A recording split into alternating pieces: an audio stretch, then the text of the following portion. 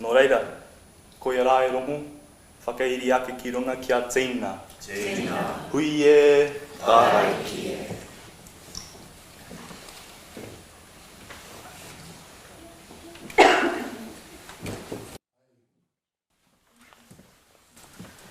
Kia ora rawa atu. E hoa, o I whakatūwhera te tataupani. Ki tēnei kaupapa. O tira, tēnā koutou katoa, koutou ko huhui mai, tū hono mai. I tēnei wā, hei manaaki, tēnei kaupapa whakahirahira e pāna ki te mahi kai hoa me ona hāngaitanga ki ngā iwi taketake. Ngā tangata Māori, ngā tangata moana. Mo kore anō kia rere ngā mihi ki ngā kaimahi o te whare nei. Ka mutu, me mihi ahau ki ngā mana whenua, te awa taranaki wānui ki te upoko tika, ko Ngāti Tōrangatira. Ko wai tēnei, ko Jermaine, Rapana Robin Middleton tōku ingoa. Hiuri tēnei no Ngāti Kahungunu ki here taunga, he kai hoa hau, engari te pōnei ko au tō tātou kai whakataki, kai whakatoi pēr ko te tikanga. So, look, greetings all. My name's Jermaine. It's a pleasure to be able to connect up with you this evening. I am going to attempt to facilitate excited and terrified to be able to share space with what is an incredibly talented pai. We have some awesome individuals who have joined us from across the motu to share their whakaro on this thing we call indigenous placemaking, as well as their experiences as Māori and Pasifika practitioners navigating this thing we call architecture. We have kind of at the very last minute switched up the tikanga for this evening, but I wonder before we kick things off, Health and safety. I believe we have a few health and safety items to address this evening. I'll just quickly do the health and safety. So, thank you for setting the current up in this conversation. My name is Caleb. I'm the Public Program Manager here at the Gallery. For health and safety, in the event of emergency, please remain calm. There are many trained staff members in this building looking after you this evening, so we will give you directions. But the very brief part is there is an emergency exit behind you there. There is one straight at the end of the hallway that you entered in. At the end of that hallway is the bathroom, which is always important. At the end of the night, we will be hosting you for a little bit of manakitanga at the end, so please stick around. But please, in the event of emergency, just hold fast and we will look after you as our job. But otherwise, that's all I need to say to you, and I'll just step away and hand back over to Jermaine. Kia ora e hoa. As I mentioned earlier on, we've kind of switched up the tikanga for this evening. Initially, we had planned to allow for 5-10 minutes for each of our kai kōrero to speak to the various kaupapa that they're interested in. But we've just decided now that we aren't going to muck around, we're just going to jump straight into it. So I wonder if beforehand we just allow a bit of space to introduce ourselves. Kia ora koutou. Ko wai tēnei. He reo no Ngāti Awa, Te Awa, Te Haurangi Whaihanga Huki. My name's Ben Tunui. I am an architectural graduate. I work at Tennant Brown Architects. Been working there for just over a year and a half now. And yeah, mostly on Māori kaupapa while I've been there. Been working on a few different projects from sort of large scale down to my favourite remedial marae work, which is a process that I enjoy very much.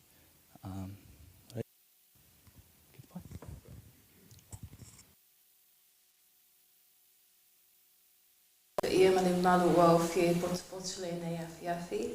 Whawhitai la mule awano te Kāhu I Whaihanga, Aotearoa, NZIA.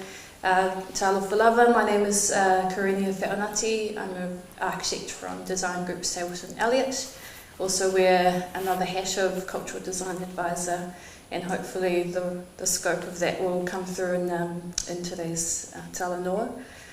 Just recognising that there's a lot of people who their work has allowed me to have this mic today. Some of them are probably not here again, but just recognising that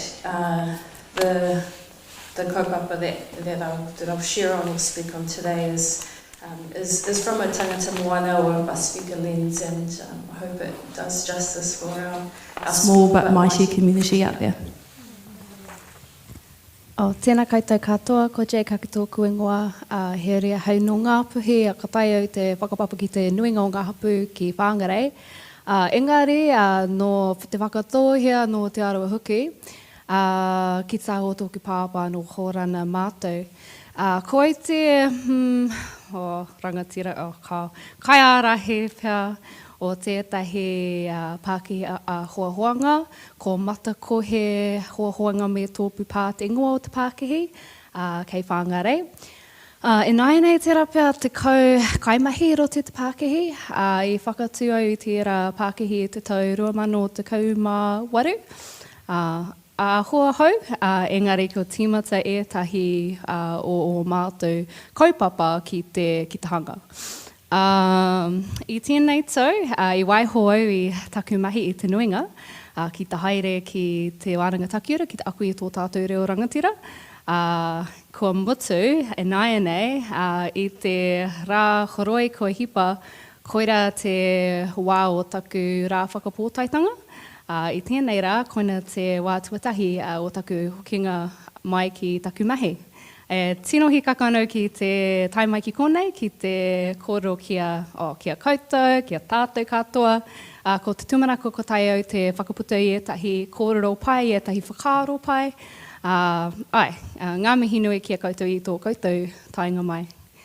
So my name is Jay Kake. I'm from Ngāpuhi as well with my strongest links to Whangarei, but I also whakapapa to Te Whakatōhia in Te Arawa. And on my dad's side, we're Dutch. And I run a design studio architecture firm called Matakohi in Whangarei. And I think there's about 10 of us in the company now. I should know the exact number, but sometimes it floats, because sometimes there's contractors or students who do a bit of work with us, but it's around that. And I've just taken the year out this year to study Te Reo Māori, so that's been my real focus, but graduation was on Saturday, so I'm back at work today, and really excited to be here to share some whakaaro with you all, and looking forward to the discussion. Te mara. So what are we going to talk about? What are we going to talk about this evening? What do you guys want to talk about? Okay. E hiana ki te kora pana ki te reo Māori, me te mahi hoahoanga. Engari, he maha ngā kaupapa pai, te ahua te whakaputa o te ahurea Māori, roto i te taiahanga, te mea. Tērā pēr ka timata tātou i te hāngaitanga o Te Kawenata o Rata pēr. Pai tērā. So maybe we start things off by finding a bit of space to speak to the significance of Te Kawenata o Rata. How's that sound? So I'll do my best to give a high-level overview of what it is, and I would invite you to jump in if I'm off the mark at any point. But essentially, we have Te Kawenata o Rata. For those of you that don't know, a formalised agreement, tētahi covenant, a response to Te Tiriti o Waitangi, which formalises an agreement between both the NZIA, that is the New Zealand Institute of Architecture, and Ngāho, which is Aotearoa's network for indigenous creative practitioners. And this was signed in 2017, I believe. 16. Kia ora e hoa. I wonder if we might talk about the significance of said document. I mean, it's easy to go and sign a piece of paper. It's far more difficult to actually action, whakamana, or give effect to documents such as Te Kawenata. I'd love to get some insight from all three of you around any exciting kaupapa initiatives that you see taking place both at a governance and leadership level within the Institute, but then also some added whakaaro around how we as architects, architectural practices can support giving effect to such a document. Is that? Ko wai te tuatahi. Where pia? Ka wai ka taia. I might embarrass myself by not remembering the details, and I was involved when we set it up, but it's been a while now. Ko te mea mātua, te Kawenata, he tūāpapa mā te honanga mai te Kāhu i Whaihanga. Me ngā aho, ko ngā aho te ropu o ngā kai hoa hoa e mahi ana I roto I te taiao hoa hoa pe, te taiao hanga. Engari he kaupapa whānui, āhua narrow the focus of the NZIA compared to ngā aho, because ngā aho kind of encompasses all of the different design professionals and design disciplines. Sorry, that was a bit of an awkward transition out of te reo. I probably should explain what I was saying in the first place. But basically, it's the foundation for a relationship between the NZIA and ngā aho.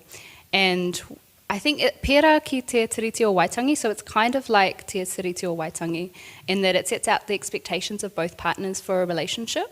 Of course, if you don't follow that through with work programs and meaningful change, then it's just a document. But a lot has happened since that agreement was signed, and I think we've seen some really exciting and positive changes within our industry, not only, but certainly off the back of that agreement and the ongoing relationship that it signals. But I actually would love to hear from the current board member about how that's been going. This might be a bit of a test as if I've been listening in the board meetings or not. And I know we've got we're very fortunate to have the Ngā Aho director as well, Matt Rutani as well in the room. So he's probably going to speak to me after this. But I think so there's a few lenses here in that I can speak to, and I'm the director, the Wellington director on the Te Kawenata I Whaihanga board, which in terms of that role, it's about ensuring that the strategic priorities are set and what our membership need and want in terms of the direction of our profession as architects. And as well as that, it's taking the leadership as the board to ensure that that strategic direction or those strategic priorities are in line with te tiriti. And that's how the Kawenata is uplifted, and also ensuring that, as Jade was saying, that there is the action behind that. So there is the signing, there is the intent to do as the articles speak of, but then as a profession, how can we guide our members? So aside from that strategic governance chat, I think it's really interesting because a lot of us here in this room will be involved in projects that involve public service, so the government projects with ministries. So there is the Public Services Act was revised recently, a few years ago, which directly changed the responsibility of ministries to uphold their responsibility as a treaty partner. So what that means for us, or what that has meant for me personally in my practice, and also assisting the practice I work in, is where is the opportunity to do that? Whether you are actually doing work for a government agency or a government ministry or a private entity. So where are the opportunities for us to really live by the articles of the te tiriti, but also our Kawenata? So I think, I think I'll just kind of broach that as a high-level thought, and then I'll pass it on. Thanks, Karenia. Myself personally, I'm not that familiar with Te Kawenata o Rata, and I don't think I can speak to it directly. But what I can speak to is sort of my experiences of Ngā Aho itself, kind of as a group of people, a group of designers in Wellington, gives them a space to come together and sort of be in a place that's, I don't know, it's safe. It's safe to be yourself at these sort of events and functions, and you're more available to open up about your experiences that you've been having, You know, I've been involved in one process where Ngā Aho was involved with Wellington City Council for some consultation on Let's Get Wellington Moving. And I found that quite a good experience in terms of, you know, people from Ngā Aho, Māori from the Rohe coming together, sort of brainstorming, getting their whakaaro all in line and gifting it to Wellington City Council really. That was beginning of last year, and haven't really heard back from Wellington City Council yet, but I'm sure they've done some good things with those whakaaro. Yeah, and I just think that just Ngā Aho in itself as a body is just a really, really great thing for Māori and tangata Pasifika in the city to and all around the motu to have. So, yeah.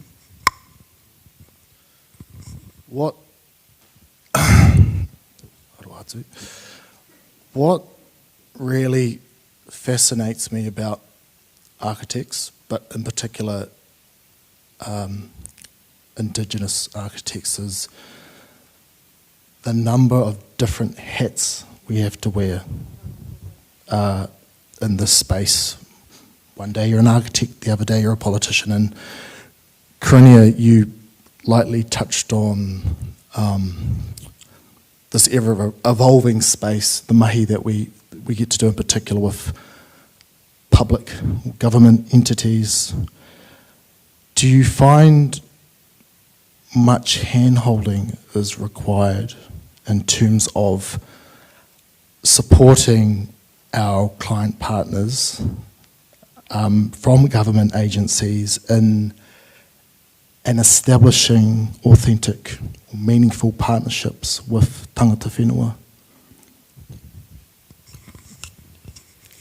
Yeah, it's an interesting one, I think, and you'll find this with most things. Like ministries vary in their proactiveness and also capacity to understand what's really at stake. And I think that's why this whakaaro, this talanoa is really important, because we have control of the pen. You know, every line that we draw, it has an influence on the built environment, and especially if it is of a public engagement, there is a level of public engagement. So I think taking it back to the question is, often ministries, very high level talking about this, is they have the best intentions to do it, but the understanding of actually what does co-design mean is something that we often have to take the lead on. Sometimes it's really having that difficult conversation around it means more time, more money, more expertise around the table that they don't have.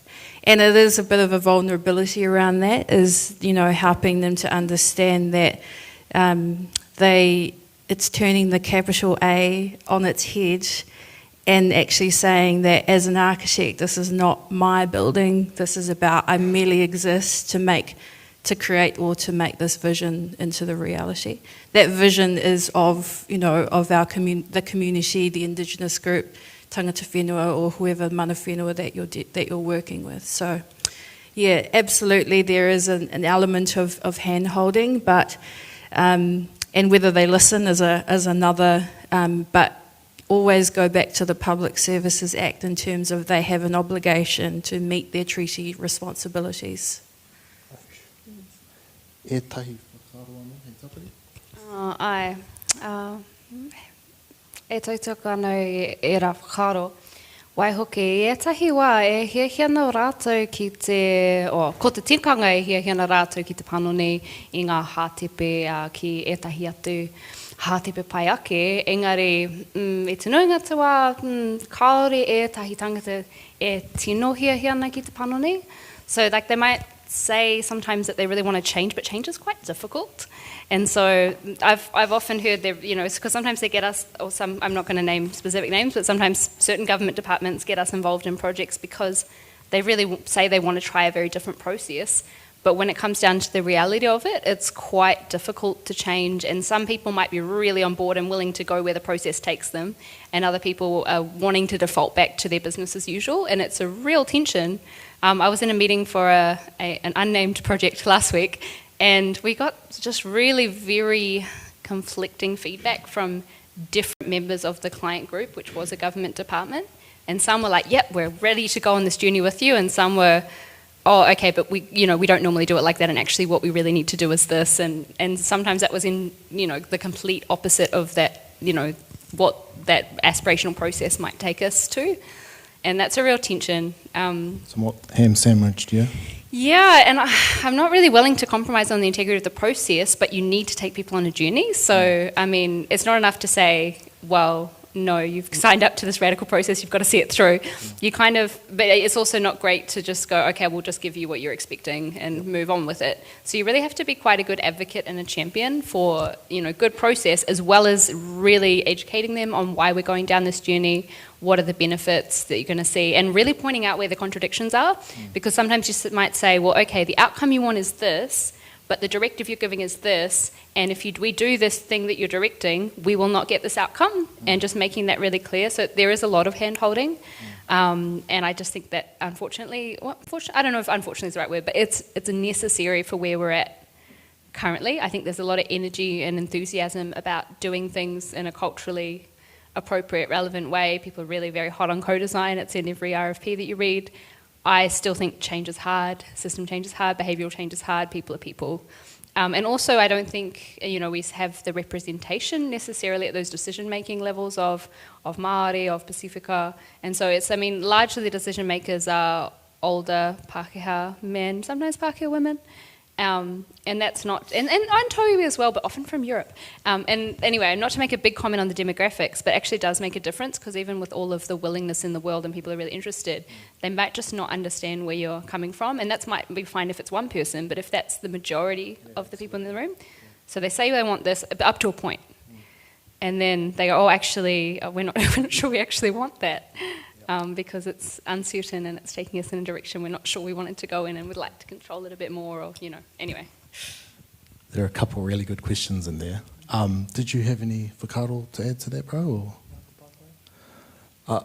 I guess as architects, we do a lot of mahi these days with public or government entities who, for the most part, I hope all have obligations to te tiriti and to work in accordance or under te wairo te tiriti o Waitangi, working in partnership with mana whenua.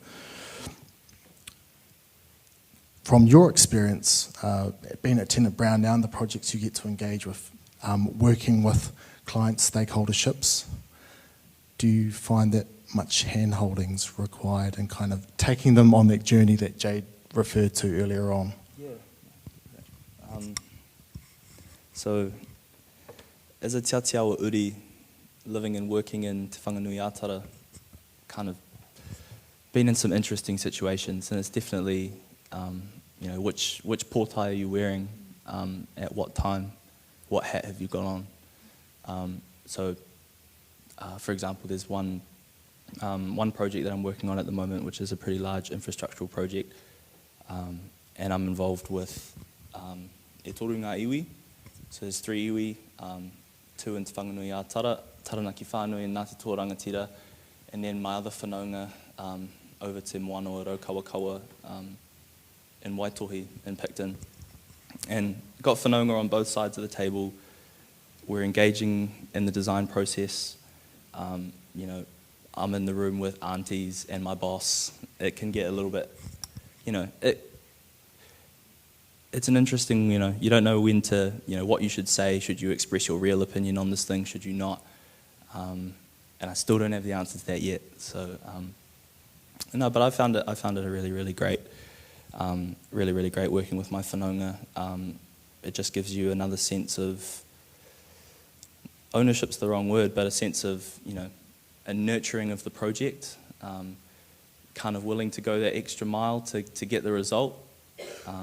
And I just think having that element of personal connection to the project, the people around the project, just really, it makes that more special. But at the same time, you really do have to be quite diligent with how you're handling those situations and how you navigate your way through that space. Can be an incredibly tricky situation to be in, but particularly when whānau are involved. So I guess I do have a couple more pātai, just based off the kōrero we've just had now. Maybe we'll start with, and it's been mentioned a couple of times now, co-design, the C word. Your whakaaro, what even is co-design? Particularly here in Aotearoa, New Zealand, is it? I'm keen to get a bit of insight into your guys' whakaaro on the particular subject, and also how you define co-design. Is co-design a couple one-day wānanga at the local marae per project phase, or is it more deeper than that? Is it literally having tētahi o ētahi māngai Māori creative practitioners like at the design table with you, fleshing out concepts on the fly? I'd love to get some insight from your guys' end on any particularly exciting projects you've been involved with in the past, and also any particularly interesting processes or partnerships that you've formulated through your projects. Jade, you mentioned before, it seems to be like the go-to question at the moment in RFPs these days, particularly for government projects, discuss any innovative co-design processes that you'll utilise when working with Māori stakeholderships.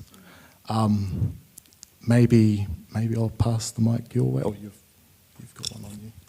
Koe tūtei, ka pai. Co-design, he aha tira. So I think it's interesting, and I think this often happens at the start of a project. A client will say they want co-design, and you're like, okay, so what does that mean to you?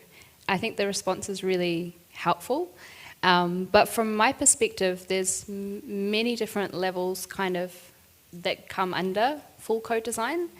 And I sort of usually ask our clients to be really real about how much power and control they're willing to give up. And if they're not willing to go to that full level, there's other really good options, but they'll get different outcomes. And don't call it co-design when it's really participatory design or, engagement or whatever. But to me, some of the attributes of co-design are that you're actually considering the key design partners, and you need to identify who those are.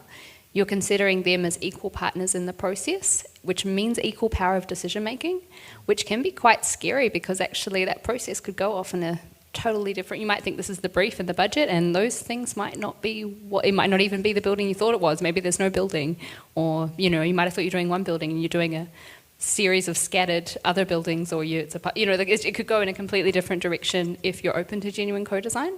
As to how to achieve that, I think there's a few ways, and I think and the other thing I wanted to acknowledge is that you might have a co-design group, but you might also have stakeholders that you have more of a informed relationship with. So it's not that every single stakeholder in the project has that same level of power of decision making.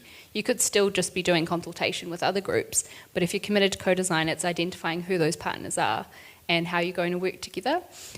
So a few ways that we like to do it is, one, if we're working on kind of complex civic kind of projects, often we're working in partnership with like a bigger firm, and we might be like the cultural design lead. So we're there at the table doing the design work, but we're also leading the co-design process with either hapu, or it could be with kaumātua, could be with artists, could be a combination of either those groups together or separate. And then what we also like to do is make sure that mana whenua have got decision makers at the top governance table. So we can be working at kaimahi level along with artists and so on, but we see it really important that, we can only advocate and push so many things at that level. And so we need a mechanism that can go back to that top decision making and that the appropriate people are represented. That doesn't always happen, but we've successfully advocated for it on a number of projects, particularly in whangare. So it's been a good outcome. There's lots of methods you can engage with co-design. So often we do, develop kind of workshop resources and materials that are really whānau friendly, kaumātua friendly, because I think both the verbal and the visual communication really need to be pitched at the right level so that people can meaningfully participate. Because if you just talk to them like you would other architects, you're not going to get the outcomes that you're wanting. They might think, okay, well that's Very nice. Yeah, sure, we agree with that. But do they agree with that? They probably, not everyone can read plans well, or if you present material where it looks very finished just because it's a computer drawing, people will think you can't possibly change it. So we try to sort of work with hand drawing, we try and work with models, we try and work with paper and, whiteboards, and I think that works quite well. And because you mention a project, I before we started this, I was like, okay, I need to be really careful about what I talk about and what's confidential. But what I can easily talk about is my own marae. Tira atu, i ngā wiki e toruku hipapa, I've forgotten, but maybe 3 weeks ago, we had a wānanga at my marae, and we've been trying to get money for years from Oranga Marae, which is a very oversubscribed fund for marae development. But we finally got a bit of money to get started with master planning. And the big thing is that we're planning for whare whakairo. So if anyone is from the north or pretty familiar with the north, the vast majority of whare hui, whare tūpuna don't have carvings. And there's some very specific history that is the result of. He aha te hitori. Okay. Probably for another time, eh? Yeah, he roa te kōrero panakitira. Yeah, I might park that one, actually. That could be quite a long story, and there's lots of threads. But anyway, actually, no, long story short, I think, one, there was hall funding available at a certain point in time, but no funding for marae. So a lot of halls were put up that then functioned as marae. But why there's no whakairo? So my understanding is that some of the leaders kind of had gathered at Waitangi, and they actually said, don't carve the houses anymore. And I can't remember the story properly, but this was from one of our tohunga whakairo Te Warahi Hetaraka. He said basically there was at Te Wakaminanga, which is like a gathering of rangatira, gathering of chiefs, there was the decision made that there wouldn't be whare whakairo in Ngāpuhi anymore, and I don't quite understand the reason for that.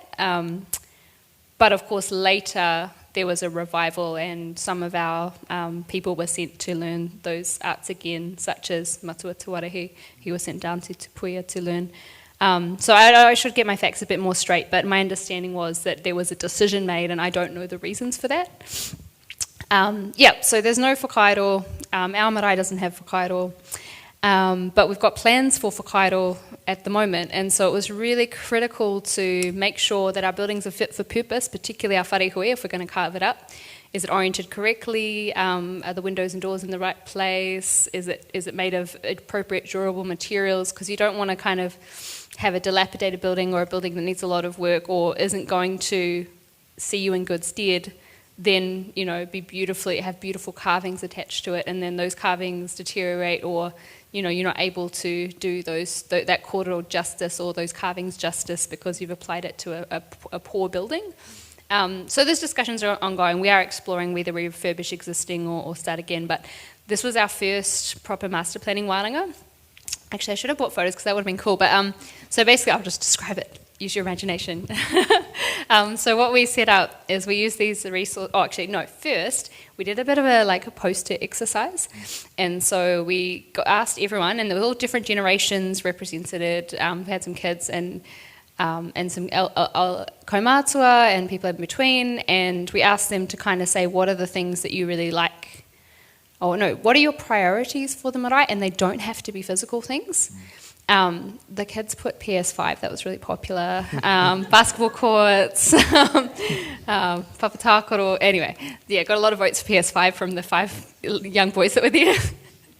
Anyway, but that was really great because also a lot of people said te reo Māori, they said our people coming home, our tikanga thriving, these kind of things. Others were like, fix up the pool of water under the wharekai, it's not good. But that was a really nice exercise to kind of get that out there, and then do stickers to kind of prioritise, and so you started to kind of see some patterns emerging. But the exercise I really wanted to talk about is we got out, an A1, was it A1 or A0, I don't know, a big aerial photo with a base map, and then we had some. For the first part, we thought about what if we were going to refurbish what's there existing, what would we add to it, but with maybe demolish some things, but without kind of demolishing everything and starting again. And so we worked through that, and really it was just like at the table together, we had markers, we had things we could cut out, and in maybe less than an hour, we just charged through all the problems and like achieved consensus about, okay, yep, right, that's gone, that used to be there, so we want to revive that. Like, oh yeah, Hangi Pit can come back. Okay, actually we reckon the entrance should change here, and that one's for the whānau. Oh yep, Papakainga housing here. And we walked, it was really cool because we worked through a few different versions, and we're like, oh, what if we try that there? And then we talk about what the problem with that might be. It's like, oh, if the playground's there, but then it's kind of hard to watch the kids, I reckon we should put it over here. You know, and it went on like that. And I was really great problem solving, and I was holding the pen, but I definitely wasn't in charge of the design process. And I've been thinking about this for so long, because it's my marae. You know, I did my thesis around my marae redevelopment and Papakainga for the marae. Really spent a lot of time thinking about it. And there was things that I hadn't thought of before that came out of that process. So we actually got like a surprisingly well-resolved draft master plan just out of jamming with some, you know, pene pumo, like some permanent markers, you know, some cutouts of some things to scale. And then we did the same exercise, but we had some models, so we could just sort of test out, what if we change the orientation a bit? What does that look like? And so we ended up kind of sticking with our original scheme, but altering some of the orientations so they're a bit more optimal, and that was if we were going for the new build option. So there's probably some other things there are other factors that go into our assessment about whether those buildings are worth keeping, but everyone agreed that the bathrooms are no good, they need to go. There was openness to replacing the wharekai. Wharehui really depends on what the carvers say about how suitable it is for applying carvings, but I guess my point of telling all that detail is to say that, like, this is with a group of people, my whānau, but a group of people that really know that place very, very well. We're there all the time, we know how it works, we know the things that don't work, we know the things that have happened in the past. We had our uncle there who's a carver, so he understood it from a carving perspective, and he'd also worked with our tohunga whakairo who had given him some kōrero around the tikanga of the orientation, so that solved a few things for us. And we had a remarkably resolved scheme in a short space of time. I'm going to stop with that example because it was quite long, but I guess I just wanted to say, like, co-design is actually working with those people who know the spaces, are most affected by it, and how you don't even have to be in control as the designer. You just have to kind of feed in what tools. Yeah, provide the tools, create the space, and if there's the need for some of the explanation around technical parameters, like we can't build here because the geotech's bad, or there's a flooding issue here, so maybe don't put any building there, you know, and that's pretty basic stuff, or maybe turn it this way because of the solar orientation. We can feed in those suggestions to help everyone kind of work together, but you don't need to really be in control of the process. It's a bit of, I like saying Jesus take the wheel, and not in a particularly religious way, but it's like quite freeing to be like, you know, Jesus take the wheel, I don't need to be in charge of everything. And sometimes it's okay just to create the space and the process and then just let that unfold. Yeah. But that's the scary thing about co-design, because you actually have to let control go. Yeah, absolutely. I am in love with projects that kind of evidence a process where evidence is a process that moves away from the somewhat traditional approach of, you know, A1 printouts with questions on them towards something a bit more, just something different, you know, whether that's through Lego or, I mean, kei a koutou te tikanga, really, when it comes down to it. Karinia, did you have any whakaaro that you want to share? Or? Yeah, I mean, I'll just add Jade articulated that really well in the sense that there's so many layers to co-design, and everyone in this room has most likely been involved in some form of it. I think the way that I see co-design is a common tika pono aroha. So for me, it's I actually text my mum to make sure that I got the right translations, but it's whaaloalo, whaamaoni, and alofa, which is the Samoan translation of that. And if we're constantly operating in that, so what is just or what is right, what is true, and with love. And I think that's a really good way how I interpret or operate in the co-design space, because you're constantly searching for the source. So, for example, if you so wish to have a narrative, a beautiful Te Ao Māori narrative to your design, where are you getting that from? And where do you stand in terms of bringing that to life, and has it come from the right place? And if you are then fortunate enough to be given it, are you doing it with love? Are you doing it with empathy? Who is this? Who is it engaging with? So I think, you can probably tell I'm definitely on the softer side of architecture. But I think that is something that we can all take in. I mean, I don't know, I'm going to take a guess that there's not a lot of Māori and Pacific in this room right now. And that's not to say that we all can't engage in this. I think that's really our access to doing co-design in a way.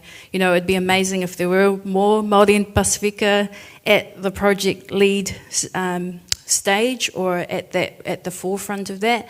But while that's still happening, we all have, whatever your lens that you come from, whatever background or ethnicity that you bring, or lens of diversity, that's our way that we can all engage with it, and not being, we're all going to make mistakes. We're not always going to get it right, but I think tika pono aroha are some ways to a vehicle to do that. Me. Did you have any whakaaro? I'll probably go back to talk about the project that I was talking about earlier. So we're still going through it. That's one point, is that the co-design process starts with a relationship, and that relationship should never really end. It should continue throughout the whole design process and beyond. Exactly. That co-design process is really the start of a relationship if it already doesn't exist.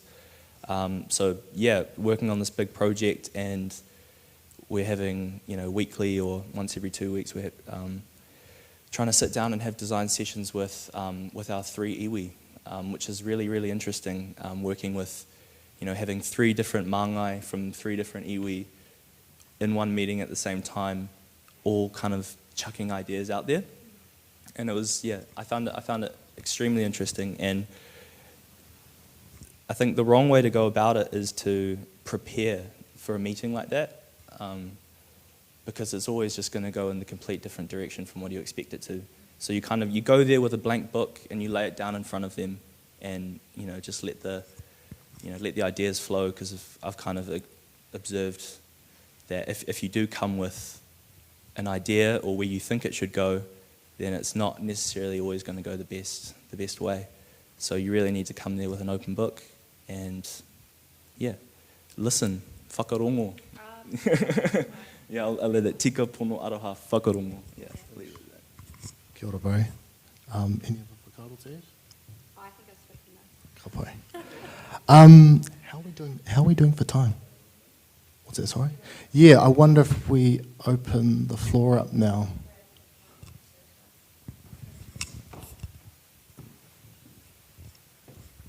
Help me out, whānau.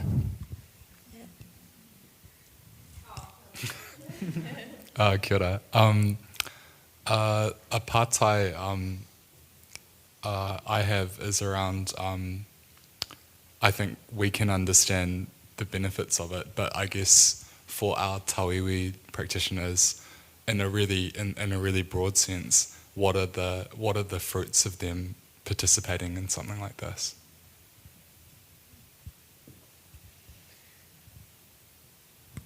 Well, I guess at a my whakaaro, at a super high level, it's actually just you evidencing that you're able to walk the talk. There are other added benefits that come from engaging in these sorts of kaupapa, particularly with, when you think in terms of building one's own internal capability in that space. If you think about preparing for the future and prospective projects that might come up later on. It's about building what you can utilize or leverage one project to establish a strong partnership with tangata whenua for future opportunities that come up. But that's my initial whakaaro. Ho mai te raku. Ko te mea mātua, koina o koutou haipapa hei tangata tiriti. So I think at the core of it is really for tau working in this space, whether as architects or within government departments or as private clients, it's really your responsibility under Te Tiriti o Waitangi. And I think that treaty education in this country has progressed a lot, and I think general awareness has progressed a lot. I've met a lot of tauiwi who are really enthusiastic about te reo Māori and really committed to knowing our history and their role in this country. So I think we're in a good trajectory, but I guess I just wanted to say really it's responsibility under Te Tiriti o Waitangi and before that under he whakaputanga. Yeah, in terms of benefits, I mean, I think beyond just that responsibility, I think some of the other good things is the sense of place relationships that people are able to form. And so if it's a sort of same colonial landscape that looks the same in all of these different colonial settings, and you've come from another cultural context, from another country, either in your generation or previous generations, I think it's quite hard to anchor yourself in a new place if everything is really about empire. And so if you're able to connect to the land and the culture and the language, then it strengthens your own connection to your newfound home or to the home that your family has made for themselves. And I think it's a really beautiful thing because so much of it's about relationality. And so, of course, when we think about our connections across the Pacific, we have so much shared whakapapa, so especially for tangata moana, a lot of it is actually about acknowledging us as relations and being in relation with each other. But I think that can extend to whoever you are, wherever you're from. And so another important part is actually, instead of, if you come to Aotearoa, really bring yourself and your ancestors and really acknowledge that as a really first step to being in good relation. And so I've heard from a lot of, friends and acquaintances who are Pākehā o Tauiwi that actually learning to connect with Tāo Māori has made them connect more with themselves, and they've gone on this research journey and learnt their own whakapapa and felt more connected to that. And it's been a really expansive and wonderful thing. So Tāo Māori can kind of be the portal for that. And just quickly on that, I think there's a really cool quote that I forget who said it, but it's that, architecture is functional as well as it is just as functional as it is cultural, functional in that our buildings mould to our mode of living, and cultural in that it defines who we are and where we've come from. And I think the word that comes to mind, in our office is tūranga waiwai. So whether you're designing for a private entity or a private private project or with government, there's always going to be an opportunity to ground your project. And I think it's a really special thing for us in Aotearoa to be able to do that and have access to our, the knowledge holders of mātauranga to be able to do that. There's a lot that goes into getting that relationship and building those relationships, but the fact is we have this amazing opportunity for our built environment to reflect who we are as a people and where we've come from. Whether that's you were born here on this land or you've come here from another country. I think, and just to kind of close off that comment as well, in the spirit of tangata moana, it's a different sense in that we're operating out of the diaspora. So we've been, our ancestors came, navigated our way across the Pacific Oceans into our respective small Pacific islands. And now our parents have landed here and we're trying to find our place here. We're also trying to find the connections because there are deep connections between our people. And I think that's quite a special thing as an architect for me because Aotearoa is actually a Pacific island. So, for me to be able to connect that and find, what is the true meaning of Ipukarea, our ancestral homelands, like how do we bring that through? And actually architects have an amazing opportunity to be the leaders in that. I think I'd just say, what's the benefit? What's the harm? I think it's to be able to jump 2 feet forward into that sort of thing is, just only going to turn you into a more well-rounded individual with a more depth of experience.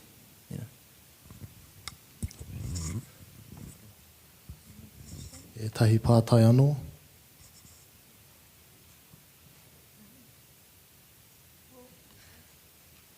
Ka pai.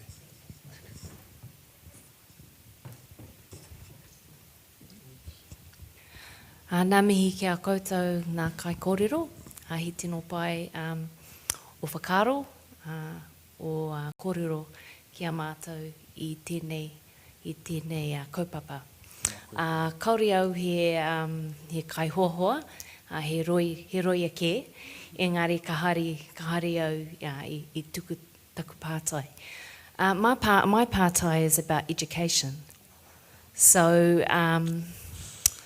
as a lawyer, I'm aware that in our law schools, the students are now required to complete study of tikanga Māori.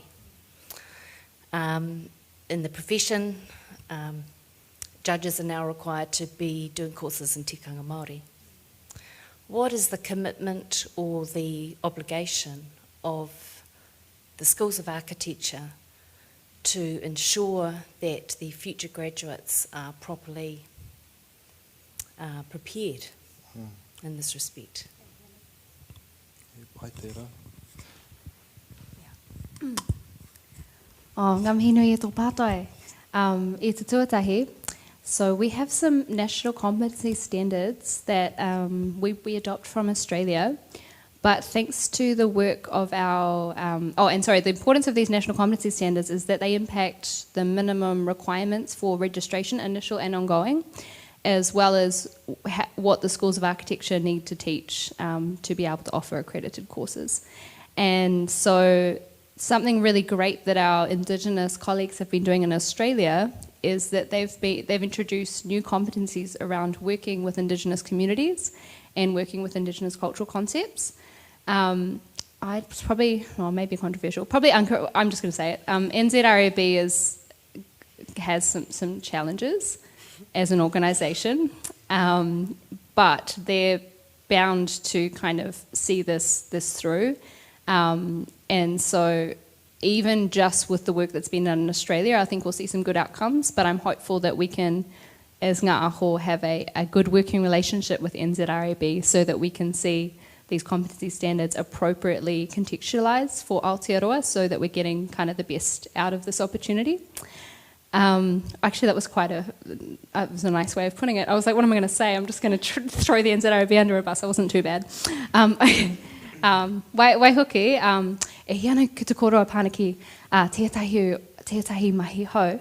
Kua timatau i tētahi tunga hau ki te whare wānanga aronoi o tāmaki me kaurau, ki AUT me ki, hei poa ko mātua, ko taku tino whainga mō tērā mahi, e hiana ki te whakatū i tētahi akoranga hau, akoranga hoanga hau, i te reo Māori, anake, ko te tūmanako ka tae au te whakawātea i tētahi ara pai mā ngā tauira mai i te wharikura, ki te whai te aro o te mahi hoanga. Engari, I'll do that one in English as well. So no one's doing it yet, but I just think, mā wai atu, I'll just do it. So I've started some work with AUT, and my big goal for that role is that I'd like to set up an architecture program in Te Reo Māori only.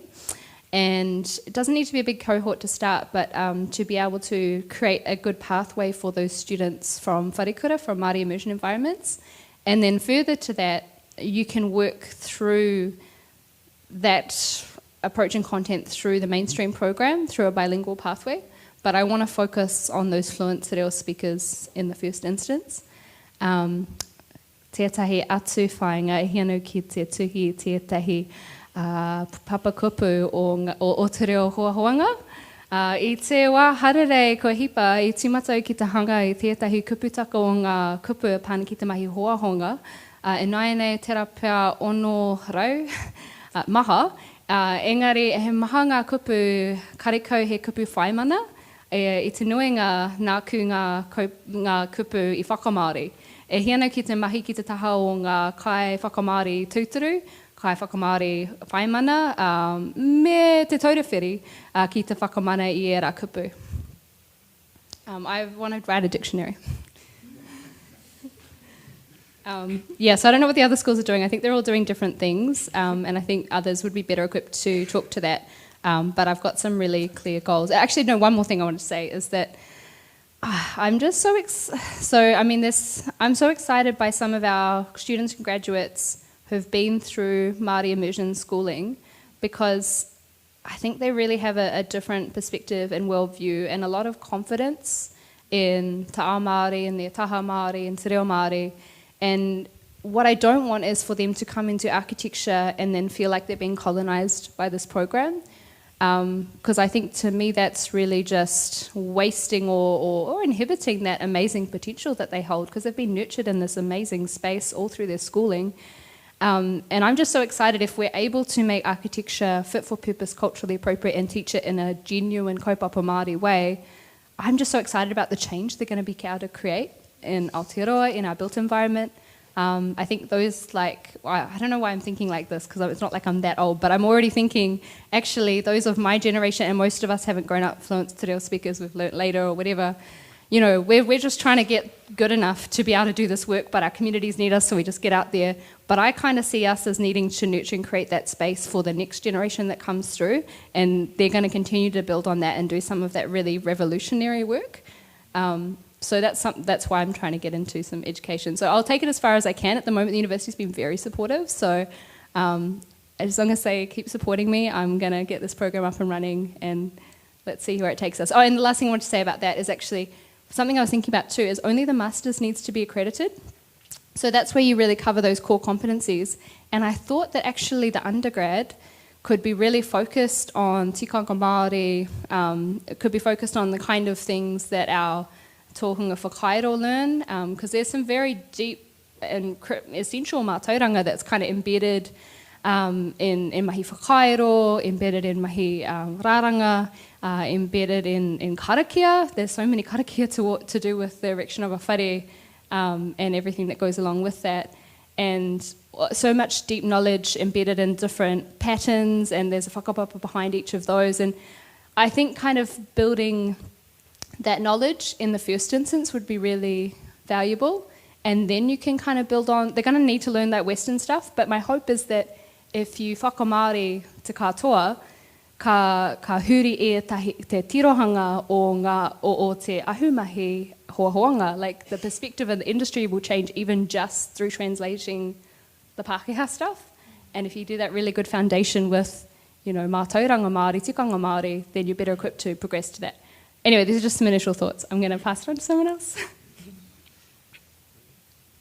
Yeah, my comment is very quick in that I still lecture at Victoria University, and I do the third year paper, which is the Pacific Design Environments. I'm sure many of you in this room have done it. It's been, where's Robin? Is Robin Skinner here? So I assist Robin, and it's an interesting conversation that Robin and I have, because things may be changing now, but in the past, our third year, it's a core paper, so all disciplines do it. But it's the first paper that engages or has some sort of engagement with te tiriti. So what happens to the first and second years in terms of the discourse or the engagement and academia that they're engaging with, and where are the missed opportunities? And I think that's a really good point that, you know, a lot of our role models, especially though Hoskins talks a lot about it in terms of what is the risk for our future architects coming into practice, and then whose role is it? Is it the architecture school's role, or is it our practices' role? So I think my answer to that is it could be so much better. Things are starting to change. It's things like, and I think we can all engage with this, it's you're in your design studio and you're being told to design a museum or what was the other option? Convictions. A museum or a library or an earthquake museum. And they give you, like, you know, design it on Tāne or design it on, Rongo. And it's like, we accept that, and because it's a concept, it's a narrative, and then you start interpreting that. But I think what's really missing is the point that where did that come from? Where did that narrative come from, and what's my place in turning that into a building? So, yeah, definitely a lot of room for change at the board level. We're definitely it's been part of our discussions in terms of our priorities for CPD. So again, it's trying to equip our members with that knowledge and capability going forward, but absolutely something that should be addressed at the university level. Can I say one thing? Yes. In case others are not architects, NZRAB is the New Zealand Registered Architects Board. Acronyms are bad to use because people don't know what you're saying. So I think what you're kind of touching on there is kind of seeing our pūrākau, paki waitara, mā tāpono wara, te mea. Our narratives, concepts, principles actually coming before the actual partnership, right? And possibly there needs to be a stronger emphasis on what partnering with Indigenous communities actually looks like. It is absolutely critical that our architecture programs are more reflective of the sorts of mahi that we as practitioners engage with when we head into practice, for sure. But what you mentioned beforehand, it's change and it's incredibly slow, right? I am actually you spoke to the student projects earlier on, and I had the privilege to be a part of the Hekeroa Archives project since starting in practice, and that actually ended up becoming the design brief for the third year's final year design paper.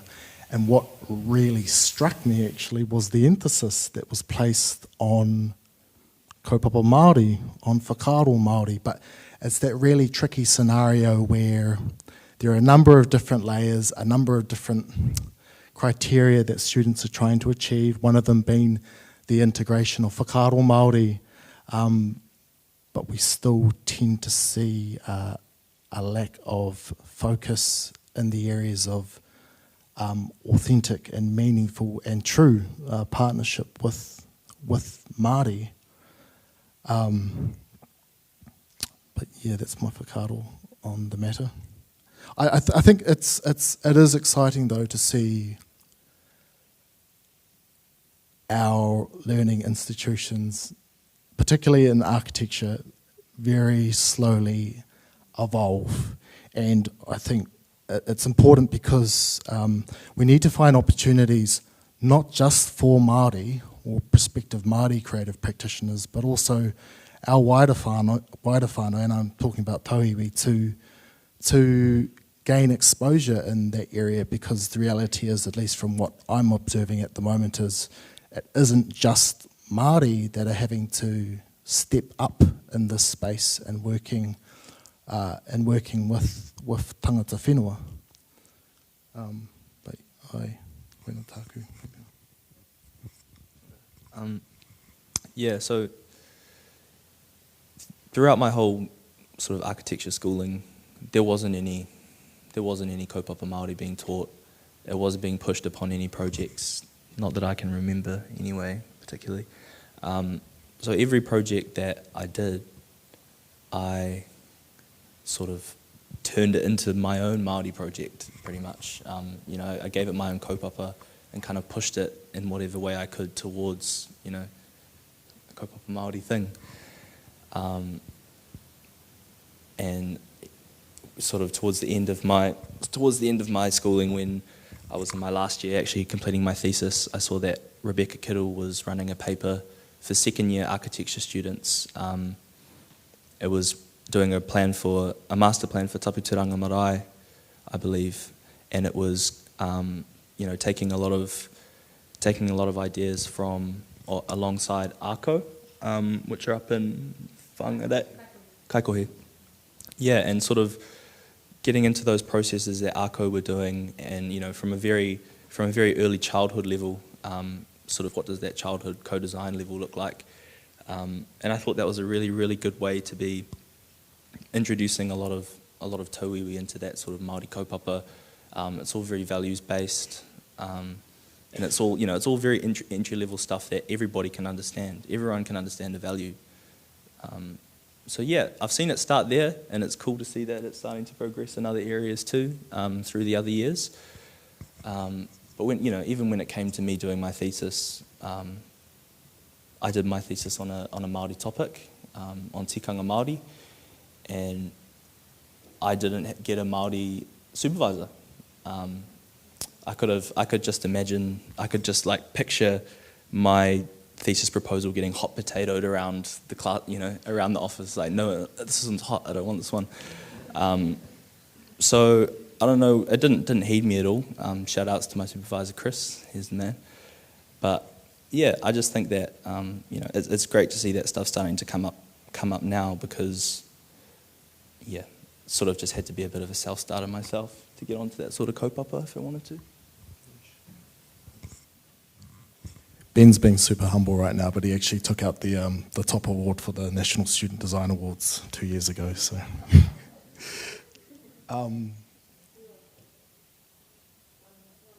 one more question. Far away, bro.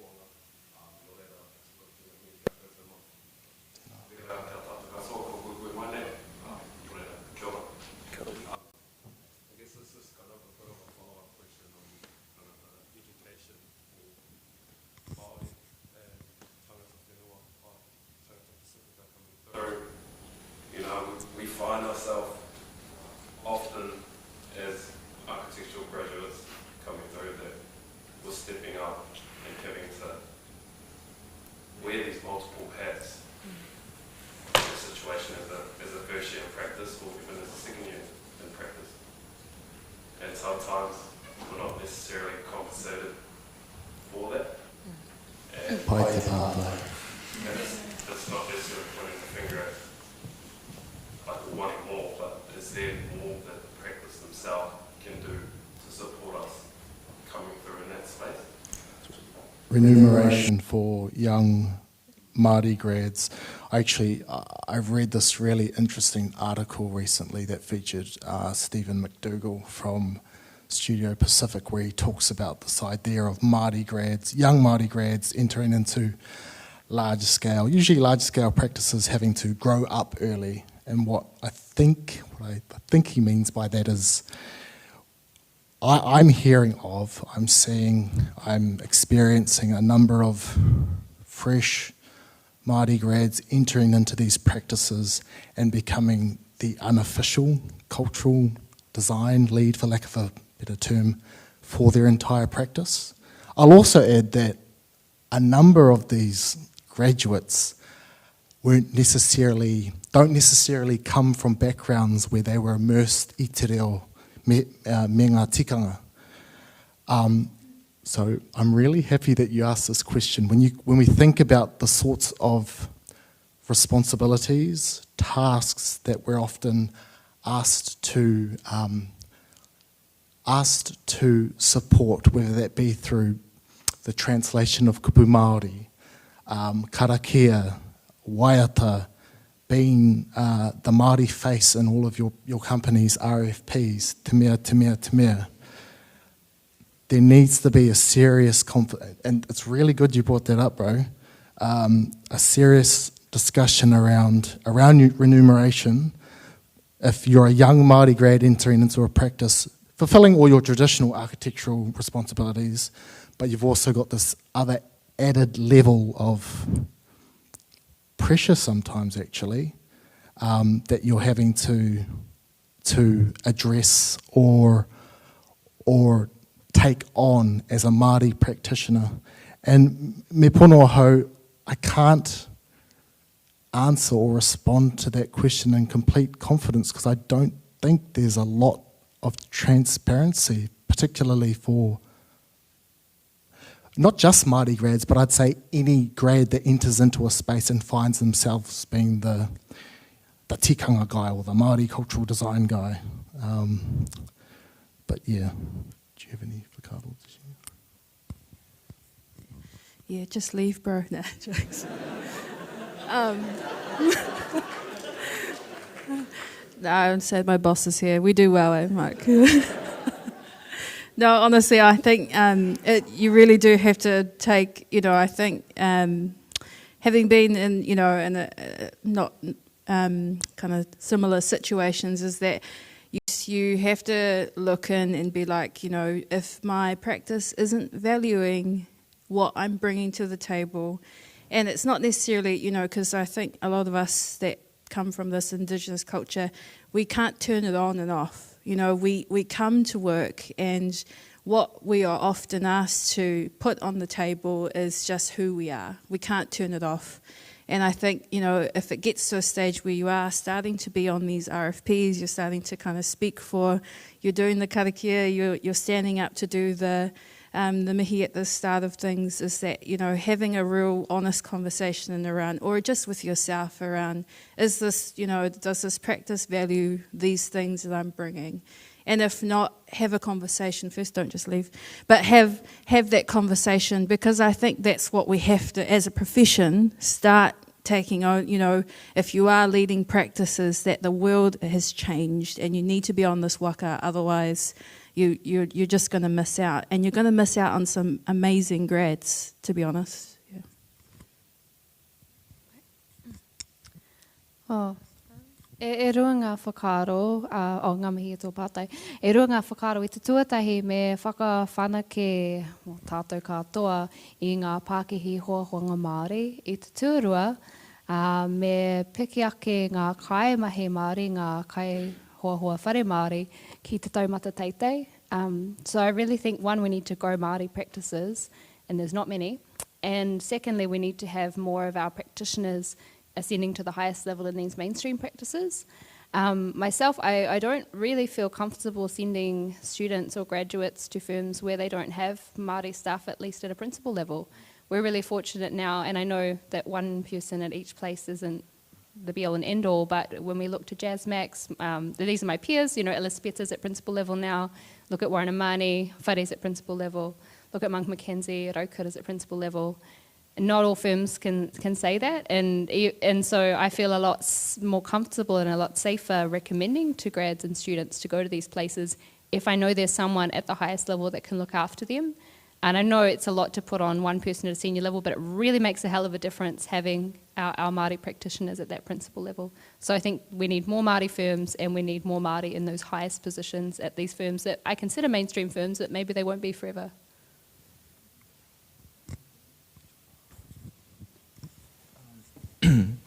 Yeah, good week.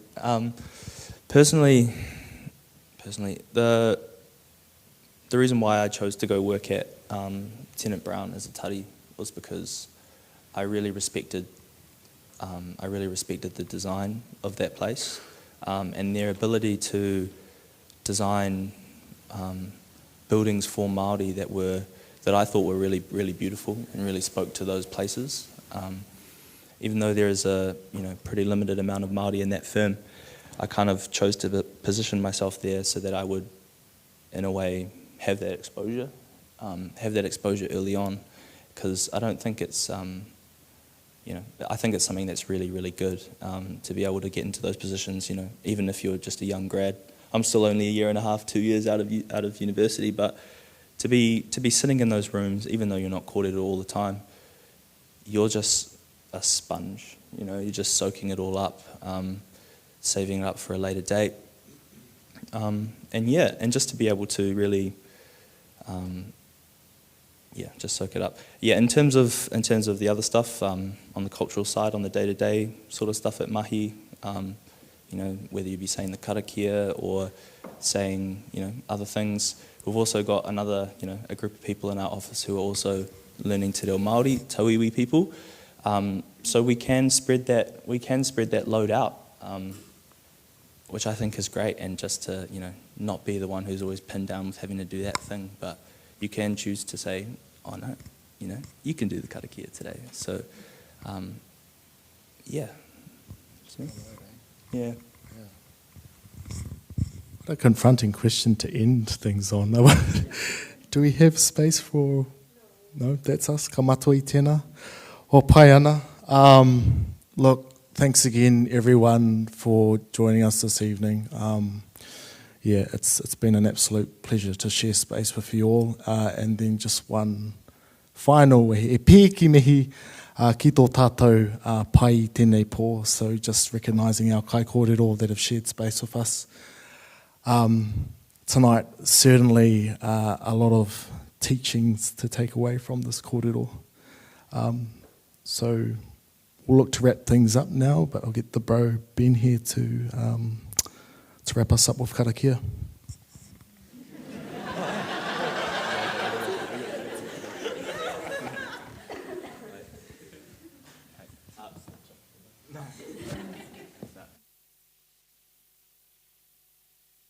Ki te urutapinui a tāne, kia wātea, kia māma, te nākau, te tinana, te wairua, me te ara takata. Ko e rā e rongo, whakairia ki ki runga, kia tīna. Tīna. Ui e. Tai ki. Thank you, everyone.